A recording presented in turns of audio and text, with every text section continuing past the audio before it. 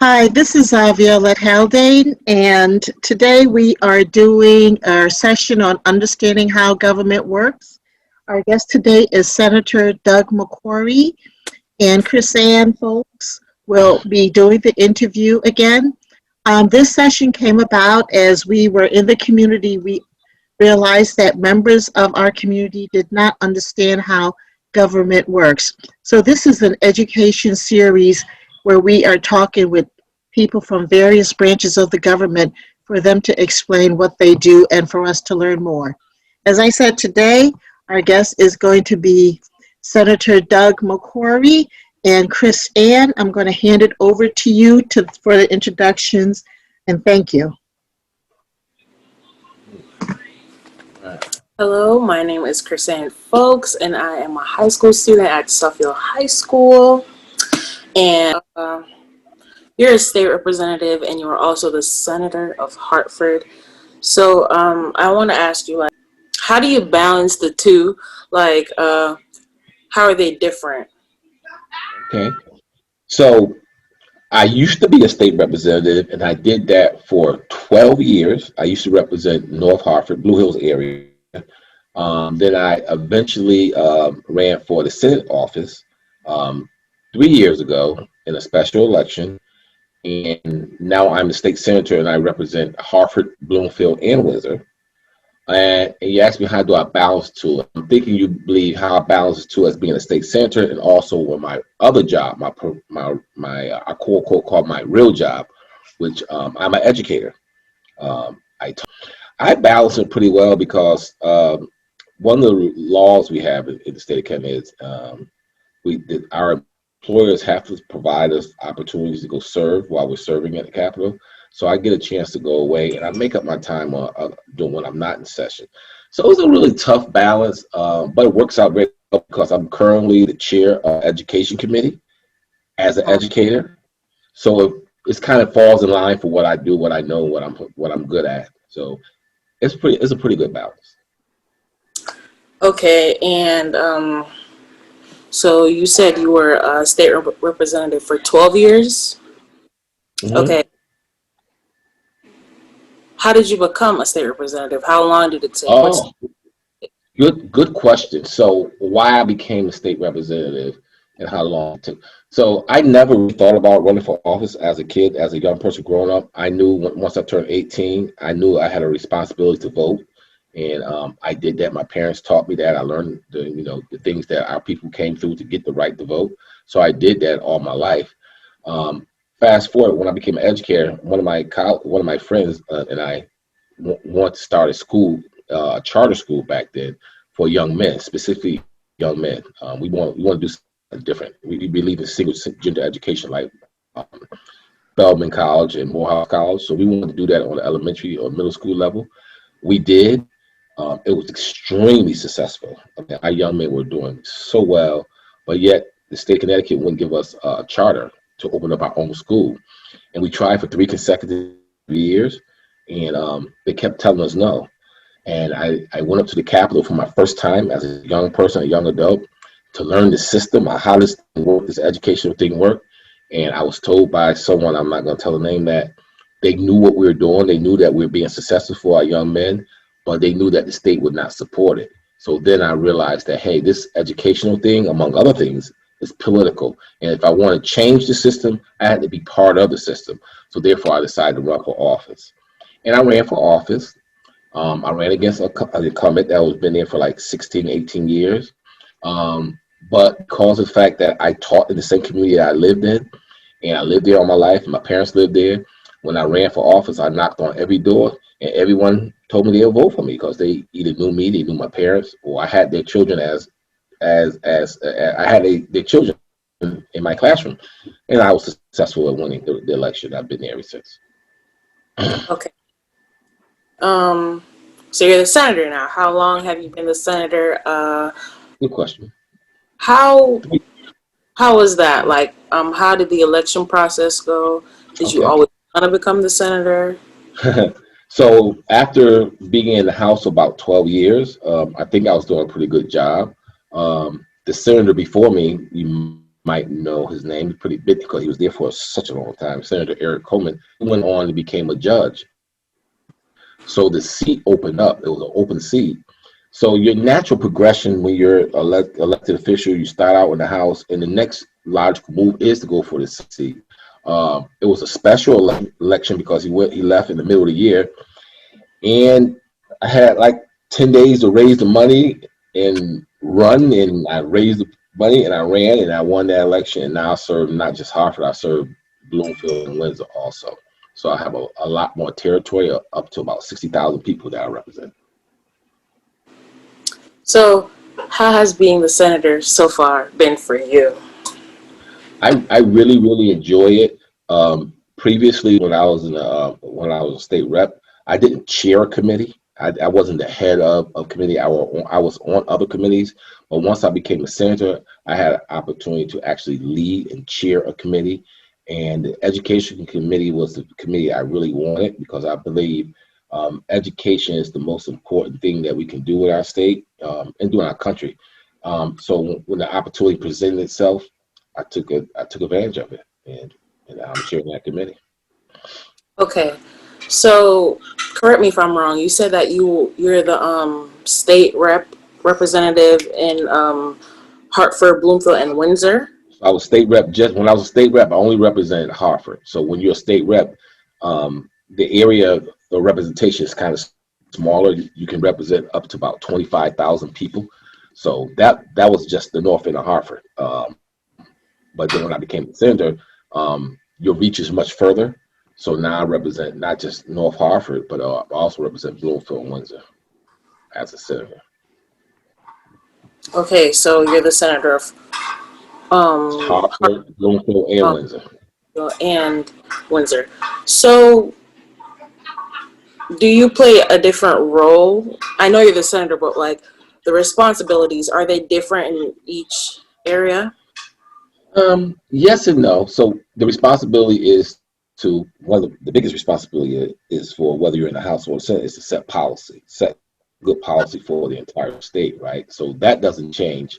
Only thing that changed now is people have more access. More people have access to me to solve and work their problems. Before, it was just people in Hartford that had their concerns, and I had a strong ear to what was going on in my own neighborhood. Basically, it was the same neighborhood that I lived in, so I knew all their concerns because it was the same neighborhood that I grew in, right? But when you expand to other communities like a Bloomfield, Windsor, their concerns might be a little different from the concerns of the people that live in Hartford. So you have to be conscious of what their needs are, also at the same time understanding the needs of the people that live in your community. Okay. And as a senator, do you have a term limit? Like, how does that work? That's a very good question. So in Connecticut, we do not have term limits.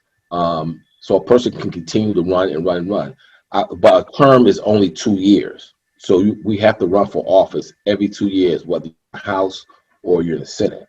Now the governor, the state officials, they get 4-year terms. So the governor can run and be in office for 4 years. But when you're in the House and the Senate, it's only a 2-year term. Okay. I'm sure you've heard this term before, but how do you feel about the term all politics is local? What does that mean to you? Man, first of all, Chris, you're asking very good questions. All politics, when you hear the term all politics is local, that tells you that things that are going to affect you most are the things that are closest to you, right? So many times when you hear all politics, it's during the presidential election, because everybody runs and go vote, or more people go vote when there's a presidential election, right? Because we see the persons on TV all the time, we hear their speeches and stuff, and we always go out there and want and vote for a president. But so often we forget about all the other things that are directly related to you, and those are the local things that actually affect your lives. And we don't only go out and vote for those for when those elections come up. So when people say all politics is local, it's actually really true, because the policies that we set in Connecticut are going to affect you personally. It's going to affect how much money your schools get. It's going to affect how much money your cities get. It's going to affect what your rates on your car insurance or your electricity bill. So all those things are local, and they can affect you, the way you live and how you live. So that's why you get that term, all politics is local. Don't just be concerned about what's going on in Washington, D.C. You got to be concerned about what's going on in your own neighborhood, in your background. That's what they mean by all politics is really local. Okay. So what do you do on a committee, especially that you're a chair in the education committee? Like, what's your role? How does that work? That's another great question. So, there's a number of committees that we have at the state capitol. We have what we call A committees, which are the big major committees, and we have what we call B committees, some of the smaller committees. So I'll just give you an example about three or four, 5 major committees. So education is considered a major committee. Judicial is a major committee. Finance is a major committee. Appropriations, which is money, that's a major committee. Health is a major committee, right? So I chair the committee, and what basically as a chairman, you're like the judge, and you're the judge. You're the guy that sit back and have to allow people to express themselves, get their points across, monitor what's going on, be on top of the issues, make sure you know every bill that's coming before you. You have a little knowledge on it from both sides of the aisle, meaning Republican and Democrat, and also understand and know the pros that this bill can do and the cons that the bill can do. So it's my opportunity to just be a judge and jury of the committee and make sure it flows properly when you have your committee meetings. That's my role as a chair. So just like an overviewer. Yeah. Okay. So let's say you weren't the senator. How does one become a member on the education committee? Man, that's an excellent question. So that's a big question. So it's very simple. You ask the leaders of the Senate, is there room for me, or you inform them that I would like to be on that particular committee. So before I became the chair, when I was a representative, for the 12 years that I was a representative, I was on the committee itself. I was a member of the committee. So I kind of understood how things operate legislatively. And I also, because I'm educated, I was able to add a different viewpoint of what education should like, because I am an educator. So I knew how the committee process worked. And now I bring you my expertise as a 30-year educator to the committee. And the interesting thing about it, the vast majority of the people on the committee are not educators, So, and I think I'm one of the first few, if not the only educator to actually chair the committee, at least since I've been here. How many other educators do you know of that are on the education? I think about 3, and about 3 actually true educators, and about another 3 or 4 more that probably came from the boards of education that was members of a local board of education before they got to the state. So they have some they do have some knowledge of education, because they were probably one of the board of education members in their local communities before they became state reps or state senators.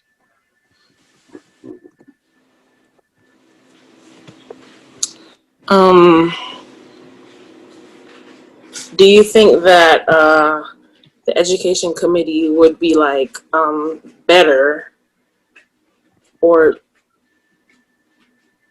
if it was just educators, like all educators? Not necessarily. I also should say that even I chair education, but I do sit on other committees also as regular rank and file members. So the question you asked me is, do I think the education committee would run a little better if it was just educators? No, not necessarily, because it's good to hear lay people's ideas and perspective of what things should be, and not have like the educational background. I think I like to hear the perspective of people who are not educators, but simply laymen or laywomen who want to get things done in education in our state. So I like the combination of having a little both. Some who are educators and who are not. Okay. Does the Education Committee provide fundings for schools and other youth programs? Absolutely. Mm. So the state provides funding to all school districts throughout the state of Connecticut. Some get more funding than others. They have this formula, this crazy formula called ECS, and it determines how much school district will receive from the state of Connecticut for funding. So yes, we do. We are a huge provider of financial resources for educational, for the schools, and for educational programming also outside of the traditional school, like after school programming and just things of that nature. Okay. What public policy do you set for education? A whole lot of them. Almost anything you do is a lot of it is set by the state. For example, the number of school days you have, we set that policy. When you can start school, we pretty much set that policy. We set policy on what you're going to be taught, whether it's math, science, social study, English. We set policy on curriculum. One of the ones I'm very happy about that we just passed legislation that will require all children in the state of Connecticut to learn Black and Latino history. We set policy on a number of things throughout the state. How do you set those policies? Like what, based on what? How do you come across? Very good point. So what typically happens, let's say someone has an idea, right? It could be any person. You might have an idea, or Violet might have an idea. Somebody might well have a concept. They say, I'll give you an example on one that we're working on now, which I think is very important. Someone approached me and said, "Hey, McCrory, I think all our children should learn financial literacy before they graduate from high school. They should learn about money, how to handle money, the value of money, why it's important, how to invest, how to save, what this thing calls FICAA. You got a check yet? You ever got a check? Yeah, have you worked this summer yet? Okay, all right. But anyway, so someone said we need to teach all our children. That should be done. And I did some research. Yeah, go back, do some homework. And what I found out that some school districts are teaching their children about financial literacy at a very early age or in high school, and a lot of them are not. And what you'll find out in high resource communities that have spent a lot of money on education, communities outside of our large urban communities or even our ring communities, they're teaching their children about finance at a very early age. Whereas in other communities like Hartford, our kids aren't getting that as an option to take a course. So what I want to do is require that all students have a financial literacy course before they leave high school. Okay. So we do our homework. We find out what other states are doing. We see what is successful, what kind of curriculum we can put into place, and we vote on it. And at the most votes, it'll come out of our committee, and then it'll go on to a larger committee to get voted out. Okay. So back to the funding. We know that you provide fundings for public schools. What about charter and magnet schools? Good question. I don't know where you get these comes from. You smart. You sound like a smart adult. So we provide funding for charter schools also, and for magnet schools. Mm-hmm. The formulas are a little different. So you heard me use this term called ECS, educational cost save service. Anyway, so for magnet schools is a little different the way we provide money, and charter schools that's a little different also. So charter schools get X amount of dollars certain for each kid they have in their schools. Same way for our traditional schools and for our magnet schools. It depends on the number of children you have in school, how much money you'll receive. Okay. You mentioned that you're a member of different committees. What are some other you're a part of? Oh, good. Oh, okay, great. I'm also a member of the Judicial Committee, and I'm also a member of the Finance Committee. Um, those are the other two. Remember, I told you about A committees, which were the big ones, and B committees were the smaller ones. So I serve on them. In my smaller committees, I serve on is banking, and the last one is What was the one? GE, banking. Oh, okay. Banking. Yeah. So, and the last one is a GAE, general government stuff. Okay. So what role do you play on the Judicial Committee? Oh, I'm a rank and file member. I'm not the chair. I'm one of those people in the committee, and I listen to the back and forth when people come up and propose bills. The vast majority of bills do come through Judicial Committee. So I sit there and ask questions when people come up and propose bills, or I sit up and ask questions when people are against particular bills. I just ask my questions, and then I make my decision based on what I'm hearing from the people who are up there advocating for or advocating against a bill. Okay. Okay. And is your role on the Finance Committee similar to your judicial? Yes, it is. Absolutely. Same thing. My role in there is it's the same.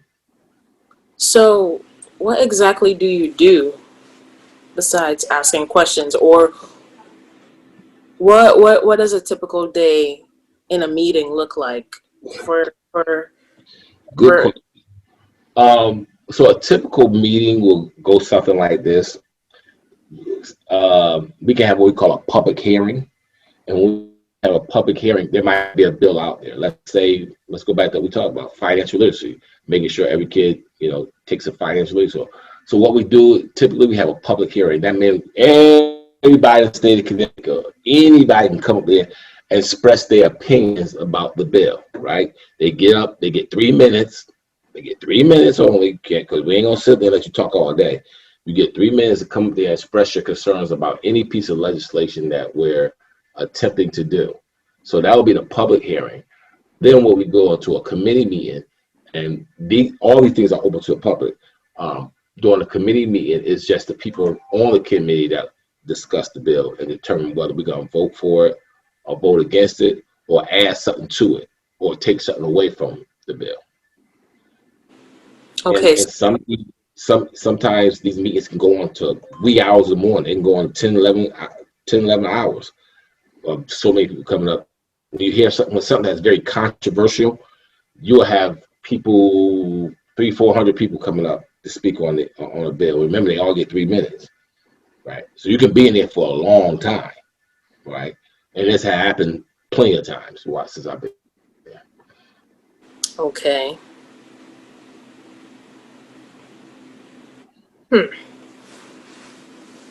What's the other question?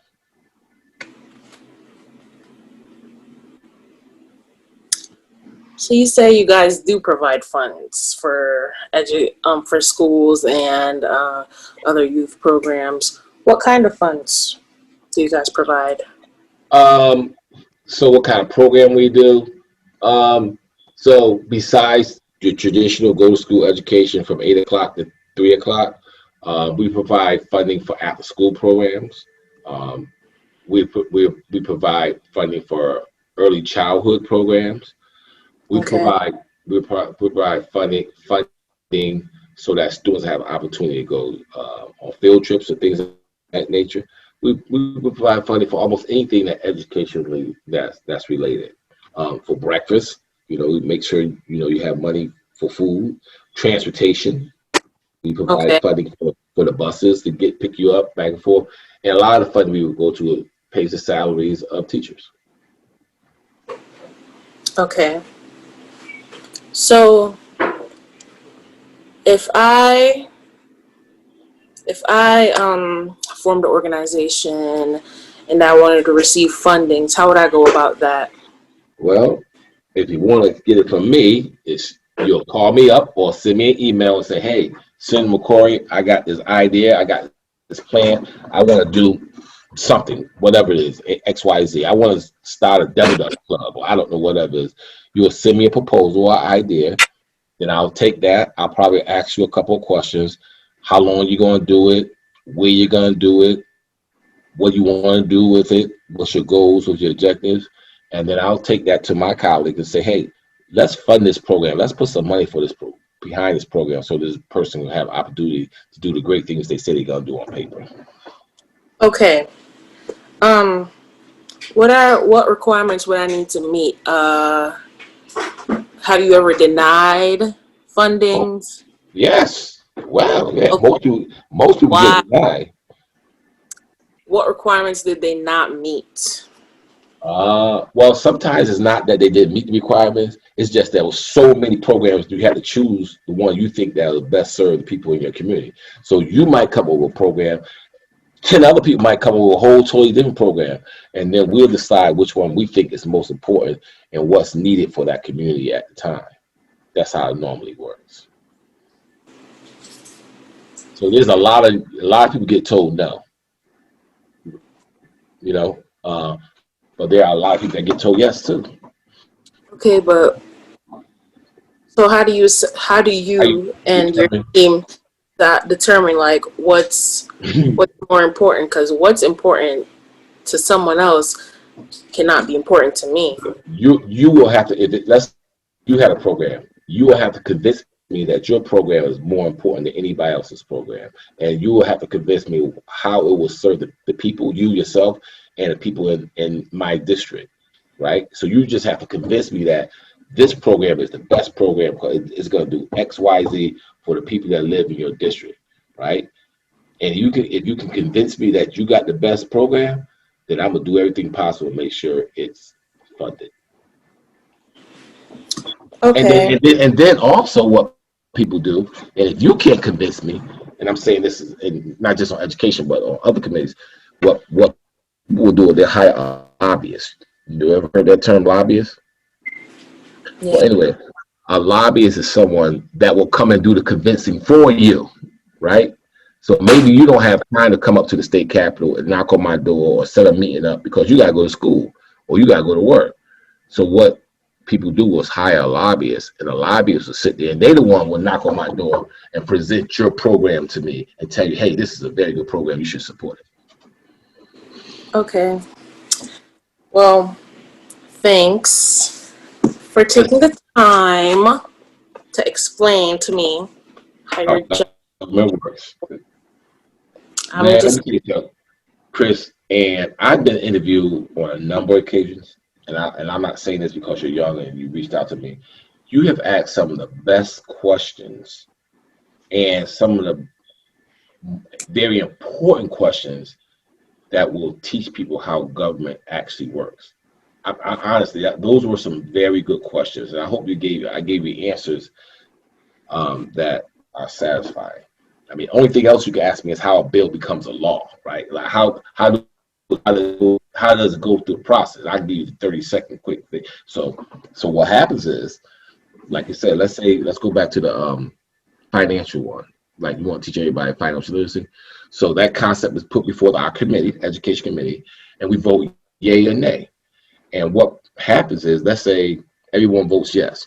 So it leaves that committee, and now it has to be voted on by everybody, all the senators and all the state reps.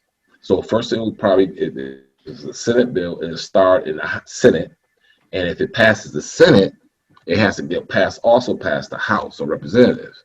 And if it passes both of them, then the governor has to sign it. And that's how a bill or concept, what you said, becomes law. Okay. Thank you. Thank you. Thank you, Violet. Thank you, Senator McCrory. It's an excellent job. We appreciate we appreciate this. We appreciate this. And I have a follow-up question to the last thing you just talked about. Mm-hmm. Is it better if before something comes to the Senate at the state level, if it's passed at a city or town level? Does that give it more leverage? Yes, it does. Absolutely. Yes, it does. That's a very good question. Yes, absolutely. Yep. Mhm. Okay. Mhm. Okay, thank you very much.